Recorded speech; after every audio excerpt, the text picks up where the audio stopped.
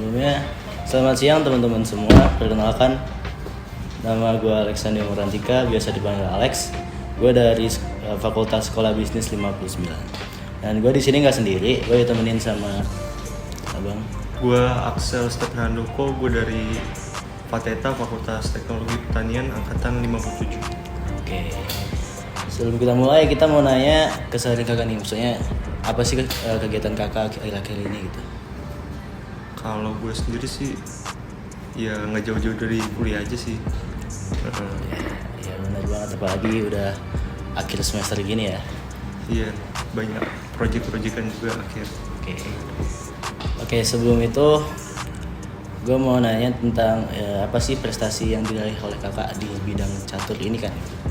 Iya, kalau tentang yang terbaru mungkin yang terbaru itu terakhir di Reds Cup, berarti Fateta di tahun 2022. Nah, gue dapat juara 1 di cabang olahraga catur. Ya. Dengar-dengar juga nih kakak pernah meraih prestasi di rangka apa namanya di dalam Asia gitu, Asia Tenggara gitu. Bener Ya? Itu kapan kak? itu udah kurang lebih 4 tahun lalu sih.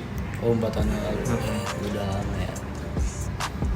Oke, melihat potensi yang dimiliki sama anak-anak muda itu buat catur, menurut kakak tuh gimana sih cara ngembanginnya gitu?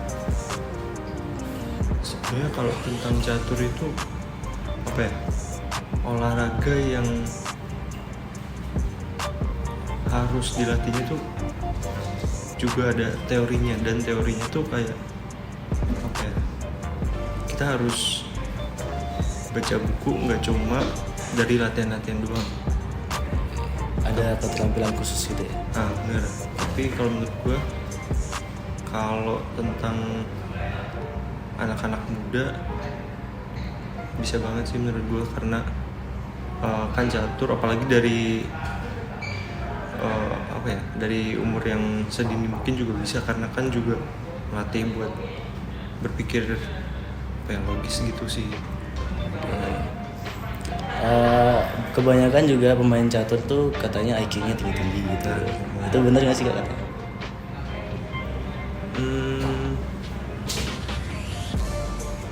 Kalau tentang IQ, gue nggak pernah ngetes juga sih ya di belakang-belakang ini. Tapi kalau tentang pemikiran, emang karena olahraga catur itu sendiri yang harus mikir berapa langkah ke depan. Menurut gue sih nyambung sih ya, tentang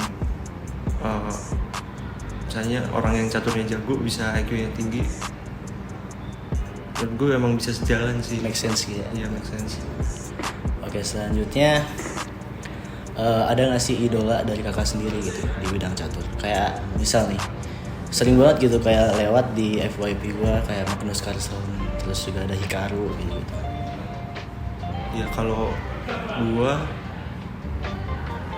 idola mungkin dari gaya permainan gua itu sih, ada pemain tapi mungkin udah 90-an ke bawah ya, namanya Mikhail Tal. Jadi ya pemain juga dari luar, karena gaya permainannya yang berani gitu ya, serangan-serangannya. Jadi permainannya sih menurut gue keren-keren gitu sih. Jadi panutan ya? Iya, jadi panutan buat nyusun strategi nih yang gue pakai gitu. Oke. Selanjutnya nih kita balik lagi ke latihannya gitu.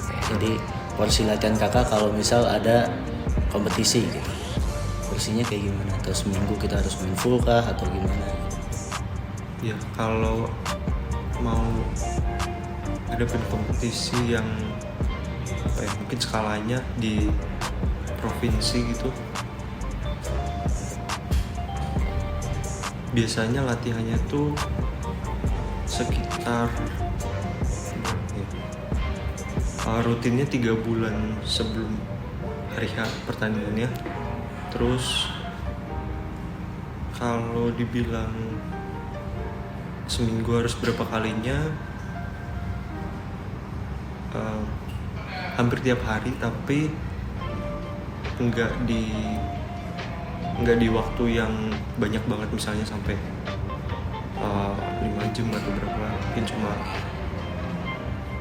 sehari itu ada yang 2 jam cuma untuk buka-buka buku, dibaca ulang lagi, sambil dipraktekin. Terus pastinya juga ada latihan sama teman-teman, terutama yang senior sih. Ya, buat melatih mental kita dalam bertanding juga gitu. Oke, berarti ada bukunya sendiri ya gitu. Benar, ada buku. Oke, banget tuh. Oke, selanjutnya Kak, Kakak mulai bermain catur tuh di umur berapa, dan itu tuh gimana gitu mulainya? Ya, kalau gue sendiri tuh mulai main catur, mulai megang bola catur lah kira-kira itu di kelas 2 SD sih. Berarti sekarang ya belasan sekian tahun lah. Terus cerita awalnya kenapa mungkin bisa milih catur tuh singkatnya, gue sempat dikasih beberapa pilihan olahraga gitu, dari yang fisik sampai ya olahraga yang sering kita temuin, misalnya taekwondo atau apapun.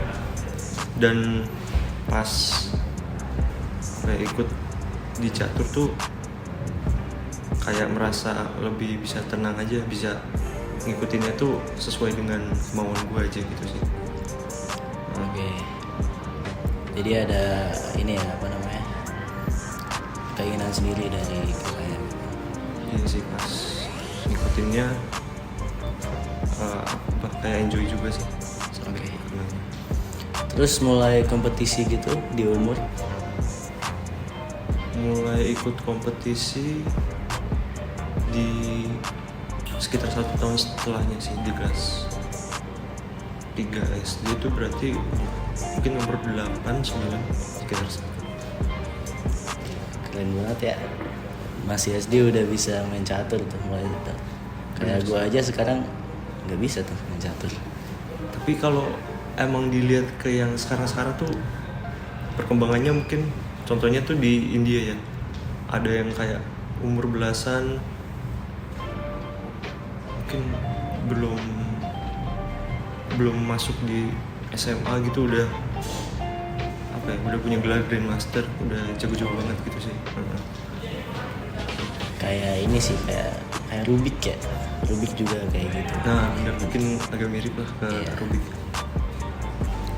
Terus juga saat kompetisi nih, ada nggak sih kayak tekanan atau yang bikin kakak takut atau apa gitu? Kalau tekanan sedikit banyak pasti ada sih ya, karena misalnya kita ditonton sama orang yang latih kita, kan ada pressure kayak wah kita harus kasih yang terbaik nih buat ya apa yang kita udah lakuin sebelumnya bisa semuanya tercurahkan lah pas tanding. Tapi tetap tetap coba tenang, soalnya kalau emang kelihatan deg-degan banget atau gerusak-gerusuk banget kan mainnya bakal ya kurang lah gitu. Ya, berarti saat tanding pun juga mental harus disiapin juga ya. Bener sih, bener. Boleh diminum dulu kan? Santai aja.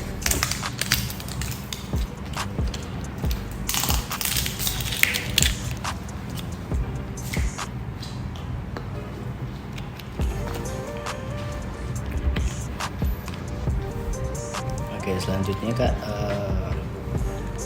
kalau di game-game lain kayak misal gue main Mobile Legends gitu kan, itu ada meta-meta tersendiri gitu ya. Kalau di catur tuh ada nggak sih kayak gitu Kak? Kalau di catur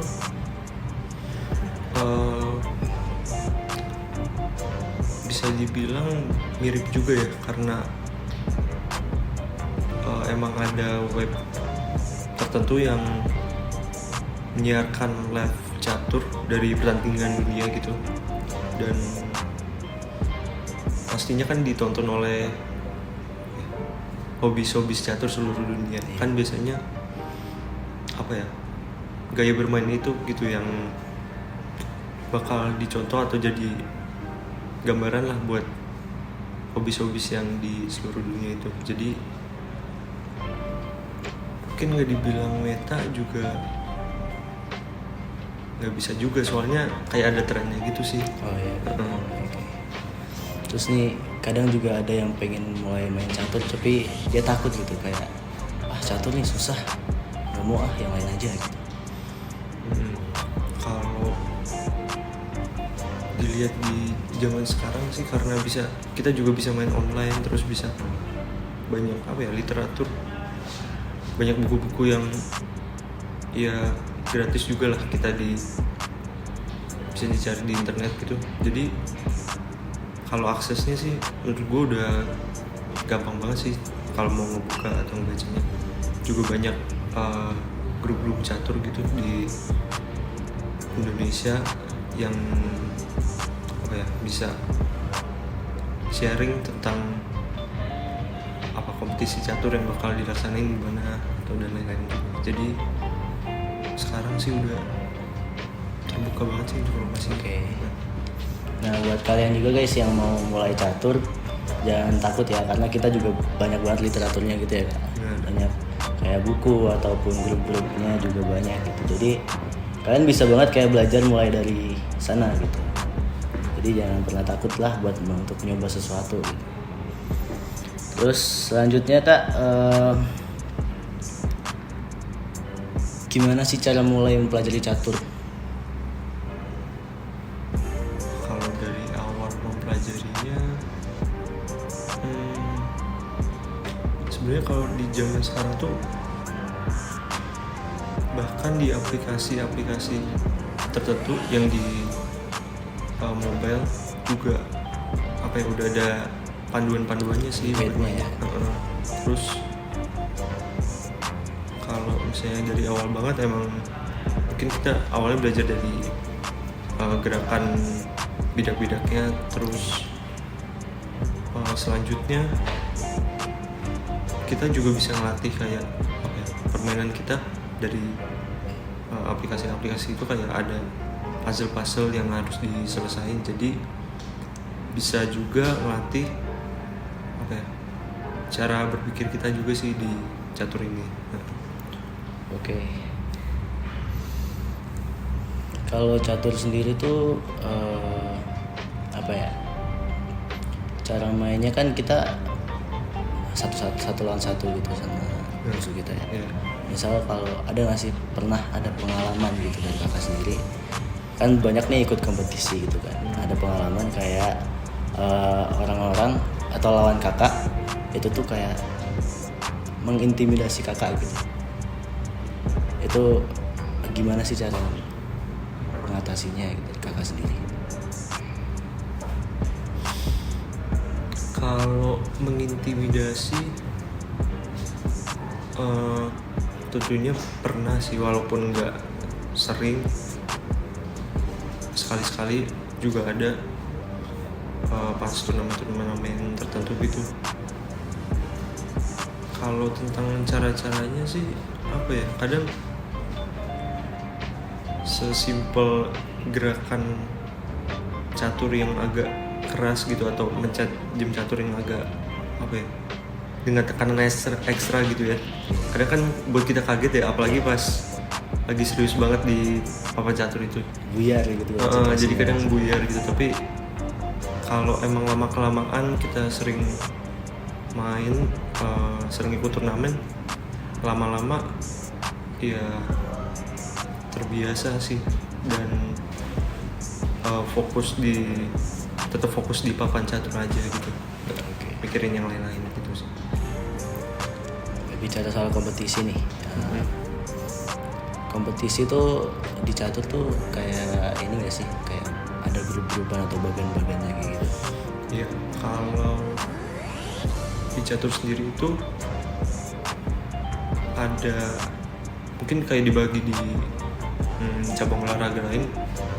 Kalau kita kenal di tinju ada kelas-kelasnya juga kan. Oh, iya. Misalnya menurut berat atau gimana. Iya. Kalau di catur itu, kalau kita ikut kejurnas, kejuaraan nasional, ada dibagi berdasarkan kelompok umur. Jadi biasanya ada kelompok umur 19 tahun, terus 17 tahun, terus 13 tahun. Biasanya dibagi ke umur yang ganjil. Dan kalau apa ya, poin di stopnya itu setelah kelompok umur 19 tahun, lalu naiknya itu ke senior. Oh, di atas 19 sudah masuk senior. Ya, kelas senior. Kalau di tadi kelompok umur yang 19 tahun, 17 tahun itu juga dibaginya dipisah putra dan putri sih kalau di jurnas itu. Iya. Oke.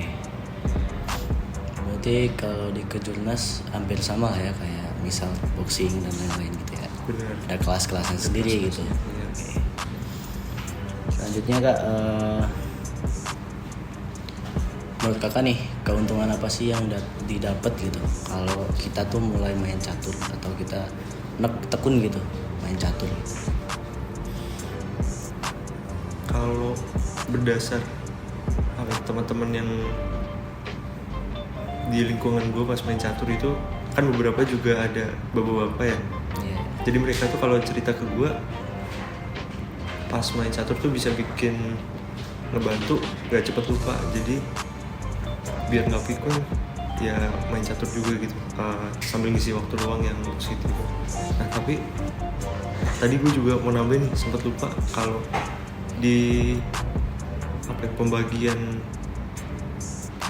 lombanya gak cuma ada kelompok umur, kadang juga ada berdasarkan